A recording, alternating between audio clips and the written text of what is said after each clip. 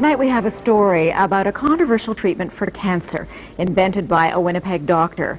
It's not new. In fact, Dr. John Davidson used it on hundreds of patients decades ago.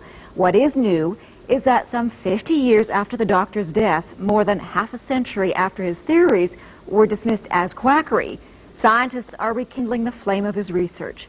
With more on the legendary cancer doctor, here's CTV's medical specialist, Avis Fabro.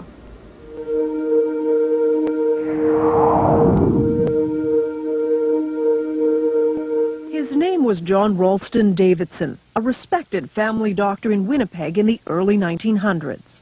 A great scientist as well as a great doctor. And this is Leslie Gurney Bishop, now 88, a journalist who documented Dr. Davidson's controversial treatment for cancer. He never claimed that it cured it, but he said it would arrest it. Davidson spent years studying cancer, writing medical articles on his theories, which in hindsight were remarkable for his time. The doctor described cancer as a dietary deficiency, so he added generous amounts of vitamins to the patient's diet. But he also said it was critical to boost the patient's own defenses against cancer. Davidson took fertilized hen's eggs just 9 days old and produced a powdered extract, which was then injected into patients with various forms of terminal cancer. Like this boy, diagnosed with lymphatic cancer, notes show that with surgery, vitamins, and the extract, he returned to normal health. Over the years, Dr. Davidson treated hundreds of cancer patients. They all said, the ones I interviewed, all said that it had benefited them tremendously. Some said they were cured.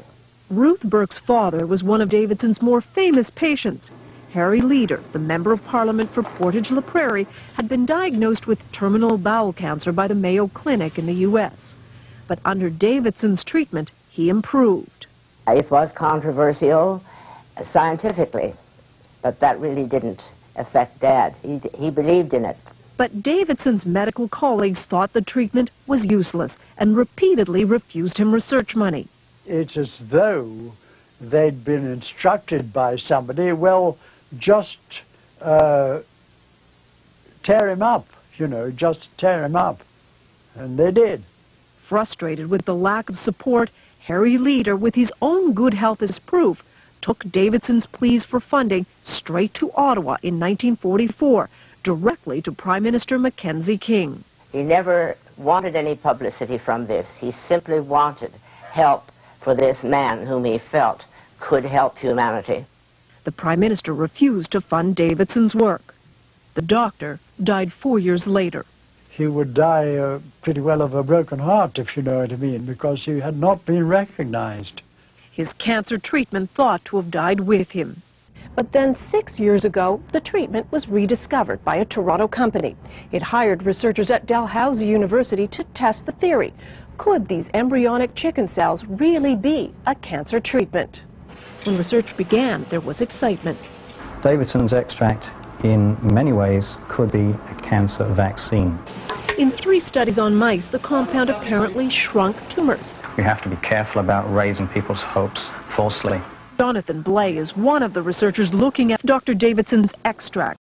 Davidson's extract, in many ways, could be a cancer vaccine. There could be things in the extract that promote a response against the cancer. But then suddenly, the research stopped. The then owners of the extract had financial problems. They stopped paying the researchers.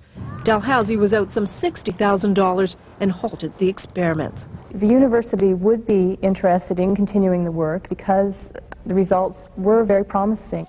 But for nearly 5 years now, the capsules have simply laid on the shelf. One could easily walk away from and say, to heck with it. But would we be leaving behind something that could potentially have significant impact for large numbers of people? But if there are no takers soon, the venture will die. A darn shame, says Dr. Bain, because we still won't have the answer. Was Dr. Davidson right?